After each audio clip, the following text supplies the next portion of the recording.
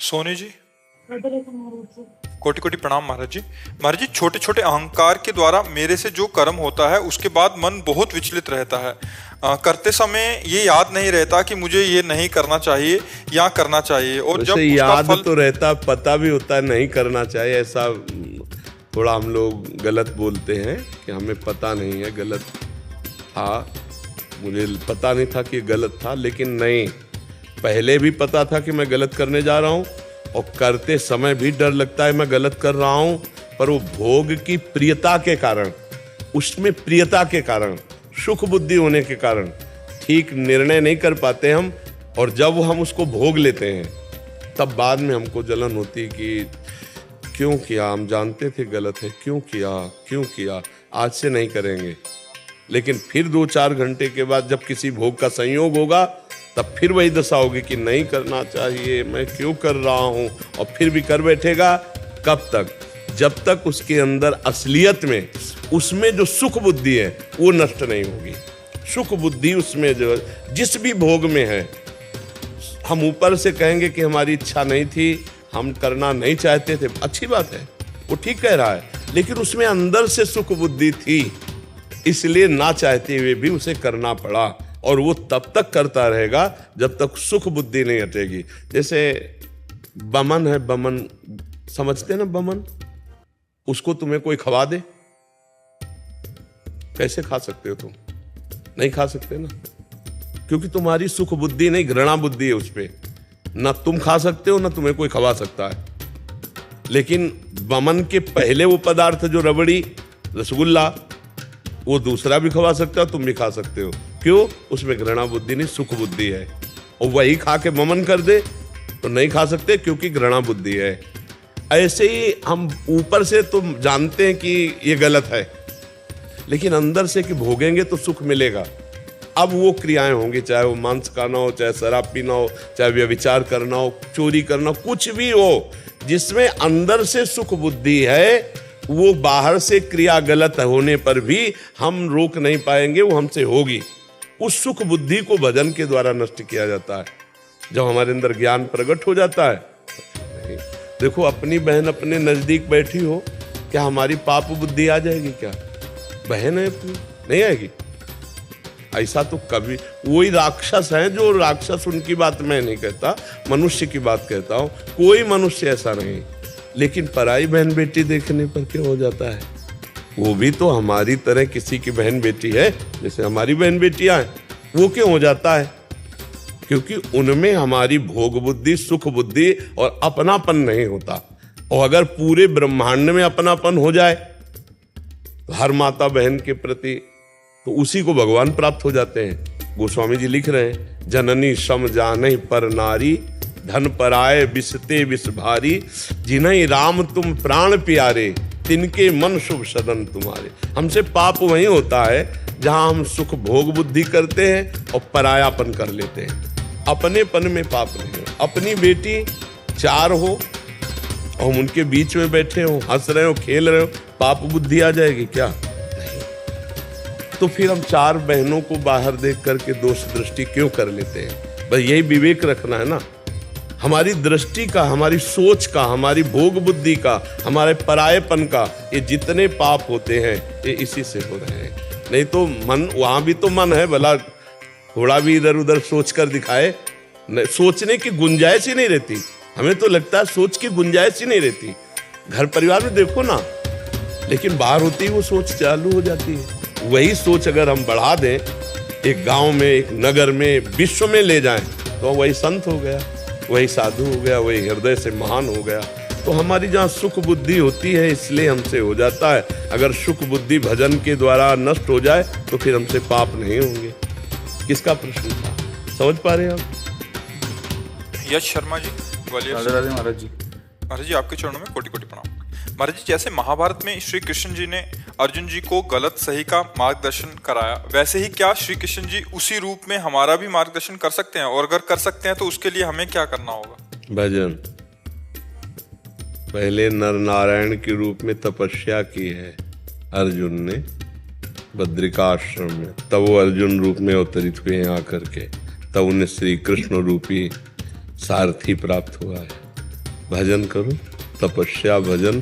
तप का तात्पर्य है काम क्रोध लोभ मोह मद पर विजय प्राप्त करो, उसकी वेदना को सहो, उसके ताप को सहो। जब काम वेदना साथ आए तो उसको सहो और नाम जप करो, तो तुम्हें दिखाई देगा कि तुम्हारे हृदय में भगवान श्री कृष्ण स्वयं उपदेश करने लगेंगे। बाहर से भले ना तो रथ मिलेगा, ना घोड़े मिलेंगे, ना बाहर से श्री कृष्ण सारथी रूप में, पर वो तुम्हारी बुद्धि में बैठ करके गाइड करने लगेंगे, तुम्हारी गाड़ी को आध्यात्म की ऊंचाई पर चढ़ाने लगेंगे। नाम जप करो, बिना भजन के कुछ नहीं है। आज तक किसी को कुछ भी प्राप्त हुआ है तो भजन से प्राप्त हुआ है। बिना तपस्या और भजन के तो केवल बातें भर बना सकते हो और कुछ नहीं, उससे कोई लाभ नहीं मिलने वाला। समझ पा रहे हो हमारी बात? हाँ, उसके लिए नाम जप करो, अच्छे आचरण करो और तप माने होता है ताप सहना।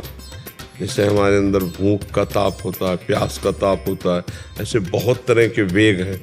उन वेगों को शांत भाव से सह, गंभीर रहना, किसी भी तरह से अहित न करना और निरंतर नाम जप करना। बड़ा कठिन है, देखो निरंतर नाम जप करके एक ही बात पकड़ लो, निरंतर नाम जप करना बड़ा कठिन है। तो यही कठिनता अगर पार कर गया तो फिर देखो, भगवान शिव जब अर्जुन को देखा कि हमारा दिव्यास्त्र लेने आए, पाशुपतास्त्र भगवान शिव का है ना, तो भगवान ने भेष बदला और किरात रूप धारण किया और अर्जुन से युद्ध किया। और अर्जुन के सब अस्त्र शस्त्र अपने शरीर में लीन कर गए। अर्जुन ने विचार किया कि ऐसा कौन वीर हो सकता है कि हमारा गांडीव अक्षय तूणीर सब उसी में लीन हो गए। तो उनका 2 घड़ी का समय दीजिए हमको। किरात रूप में भगवान शिव थे। तत्काल भगवान शिव का लिंग बनाया और पत्र पुष्प जंगल के लेके जे ही अर्पित किए, तो देखा किरात के मस्तक पर। तो उनका अरे तो आप प्रभु आप हो आप। तो भगवान शिव ने कहा मैं देखना चाहता था कि तुम हमारे अस्त्र को धारण करने की क्षमता रखते हो या नहीं। जब तुमने बाहुयुद्ध से मुझे संतुष्ट कर दिया, भगवान पिनाकपाणी शिव ने परीक्षा करके ही अपना अस्त्र दिया। तो श्री कृष्ण हमारे जगत गुरु, जगत पिता, अखिल ब्रह्मांडों का स्वामी, हमारे को सारथी रूप में बहुत बड़ी तपस्या करनी पड़ेगी, भजन करना पड़ेगा और मिल जाएंगे। जब वो पुत्र बन जाते हैं, मित्र बन जाते हैं, तो अपने भक्ति के लिए क्या नहीं बन सकते। पर वैसे हम बने, वैसे हम भक्ति करें। पहले तो खूब नाम में चित्त लगाएं, नाम जप करें। जितना नाम जप करेंगे उतने हम में सामर्थ्य आएगी, और सामर्थ्य आएगी उतने हम सह पाएंगे काम क्रोध लोभ मोह मद। नहीं तो अभी गाली दे दें तो अभी बुरा लगने लगेगा, नहीं लगेगा। जब कोई गाली दे बुरा न लगे और कोई तुम्हें बड़ाई करे और अच्छा न लगे, तो जानो कि श्री कृष्ण के लायक हृदय बन रहा है। अभी हमारे लोगों का हृदय बड़ा कूड़ा करकट है, बहुत गंदा है, बहुत गंदा है। अब जैसे कोई काले कपड़ा पहने तो उसको गंदा क्या दिखाई दे, सफेद में जरा सा दाग लगे तो समझ में आता है। तो अपना मन इस समय समझ लो काले कपड़ा है, उसमें गंदगी गंदगी भरी है। अब उसकी धुलाई हो पहले नाम जप से, तब पता चले। फिर इंद्रियाणाम मनश्चास्मि, इंद्रियों में भगवान श्री कृष्ण कहते मन मैं हूं, तो मन ही भगवान का रूप अनुभव करा देगा। अभी तो बहुत गंदा मन है। खूब नाम जप करो, अच्छे आचरण करो, अवसर मिल जाए तो सेवा करो किसी की, बड़े बूढ़े बुजुर्ग की। जब कोई उठ ना पाता हो उसकी सोच फेंक दो, उसके कपड़े धो दो, उसको भोजन व्यवस्था कर दो। देखो भगवान तुम्हारे प्रति कैसा अपना प्यार देते हैं, कैसे प्रसन्न हो जाते हैं। पर बिना या केवल बातें बनाने से बात नहीं बनेगी, करना पड़ेगा। आज तक हमें बताओ किसी ने केवल बातों से भगवान को प्राप्त किया हो? सबको कठिन तपस्या कष्ट सहना पड़ा है बिना उसके परमार्थ में। ये केवल आजकल क्या होता है, बातों का सारा खेल हो रहा है। प्रश्न उत्तर बातों से, उपदेश बातों से, मतलब बढ़िया सब संसारिकता का भोग हो रहा। बातों से वैराग्य की चर्चा है। वैराग्य रह के देखो 10-5 दिन कोई बहुत कठिन, जो जितना कष्ट सहकर भजन करता है उतने वो भगवान उसे प्रकाशित करते हैं। भगवान हमारे सारथी बन जाए, आप सोचो बहुत बड़ी बात है ना। उसके लिए बहुत बड़ा तप करना पड़ेगा, भजन करना पड़ेगा। जैसे भगवत गीता में भगवान श्री कृष्ण ने उपदेश दिया है, वो भगवत वाणी ही है जिसमें गलत और सही का निर्णय, और बहुत सारे शास्त्र यहाँ संत जन बोलते हैं, क्या उनको भी प्रभु की वाणी का ही सानिध्य मानकर अपन आगे का मान? देखो, भगवान बोलते हैं सच्चिदानंद वपु धारण करके, या भगवान सच्चिदानंद संत के हृदय से बोलते हैं, वो एक ही बात होती है, अंतर नहीं होता। भगवान के मुख ही संत जन है। जितने शास्त्र हैं या तो भगवान की वाणी है या किसी ब्रह्म ऋषि की वाणी, महात्मा की वाणी, जो भगवान को प्राप्त हो जाते हो, भगवान के स्वरूप हो जाते हैं। ढांचावर मनुष्य का रहता है, अंदर सारा खेल भगवान का रहता है। भगवान ही बोलते हैं संतों के रूप में, एक ही बात है।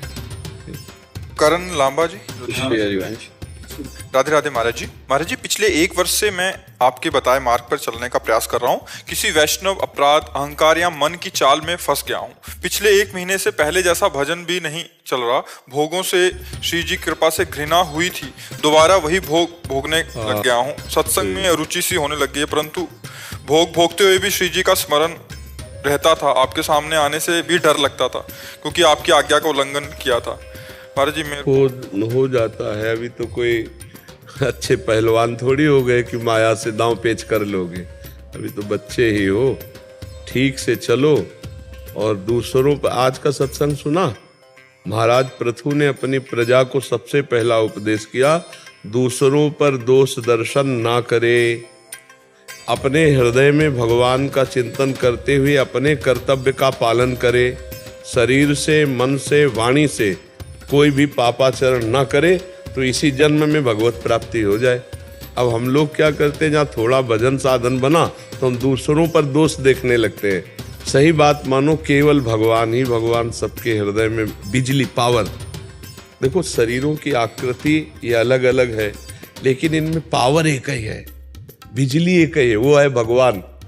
जैसे देखो, सब अलग अलग यंत्र हैं, प्रभाव अलग अलग है इनका, लेकिन इनमें पावर, बिजली एक ही है। ऐसे ही हम में, तुम में, सब में, चराचर जगत में भगवान है। और ये देखना ही साधना है। और ये हम देखा कि ये तो पापी है, ये पुण्यात्मा है, ये अच्छा है, बुरा है, ये सांसारिक दृष्टि है। हमें सब में भगवान देखना है, अपने को बचाना है। अगर हम दूसरों पर दोष दर्शन करेंगे तो हम गिर जाएंगे, पक्का। ये शास्त्र नियम है। पूज्य पादुड़िया बाबा ने कहा, परदोष दर्शन, परदोष कथन और परदोष श्रवण, ये साधक की साधना को चौपट कर देते हैं। काहे को हम दूसरे, भगवान उस पर भी कृपा करे। आज उसमें गलती हो सकता है, कल सुधार हो जाए। हमको चाहिए कि भगवान से उनके लिए प्रार्थना करें, उसकी निंदा न करें, उसका अपमान न करें।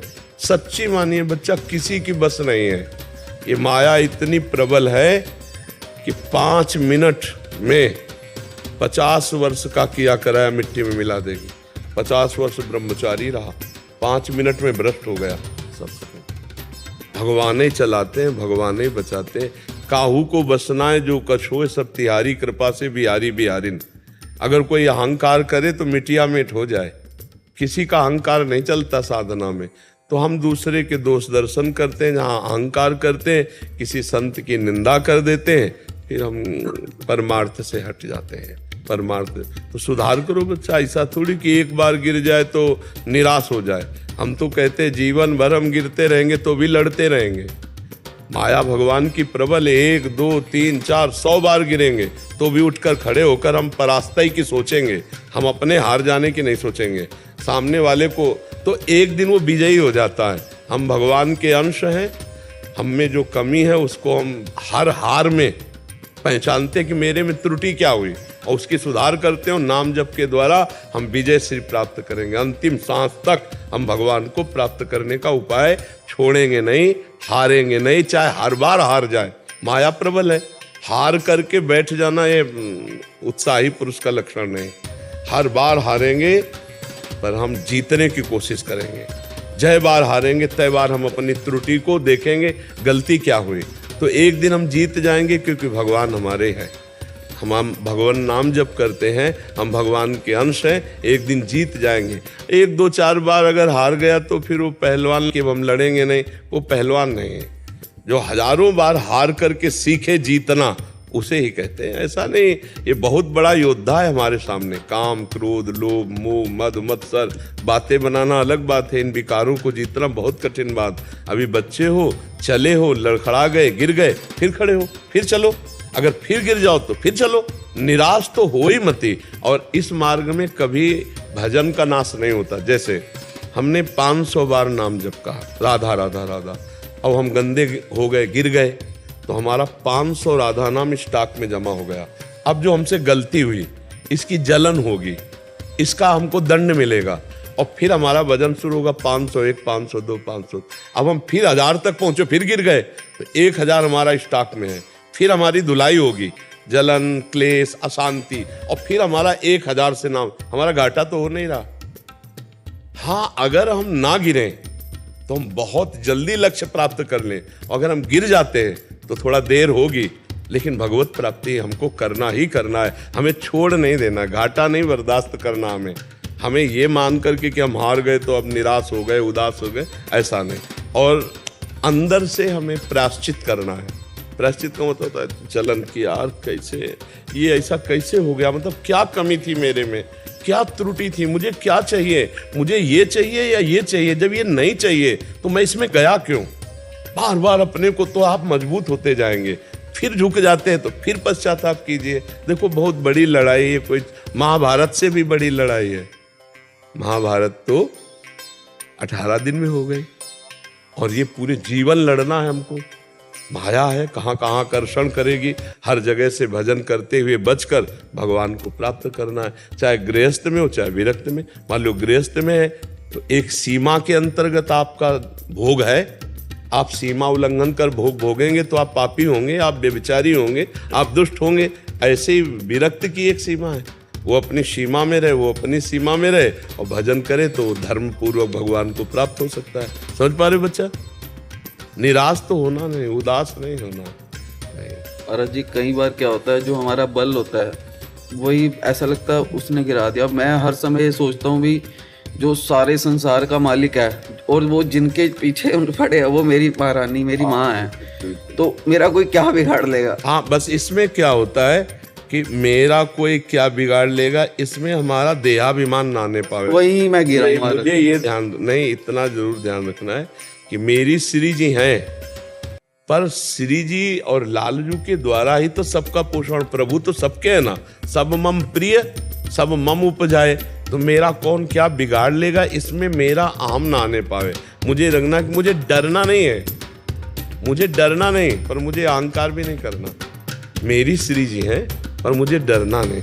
जैसे कई बार ऐसा होता है कि बड़े बड़े महापुरुषों में भी दोष पाया गया, बड़े महापुरुषों में जो भगवान के, जैसे गरुण जी को तो भगवान शंकर जी से पार्वती जी कहती हैं कि आप ही समझा देते, कागभूषुंड जी के पास भेजा तो उनका कीन हो इसका बहु अभिमाना, सुख हो वंचा कृपा निधाना।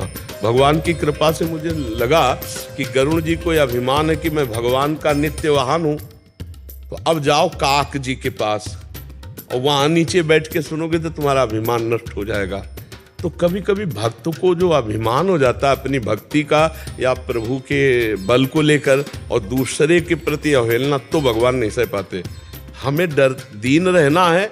अब दूसरा हमारे ऊपर कोई हावी होगा तो भगवान का बल उसको पर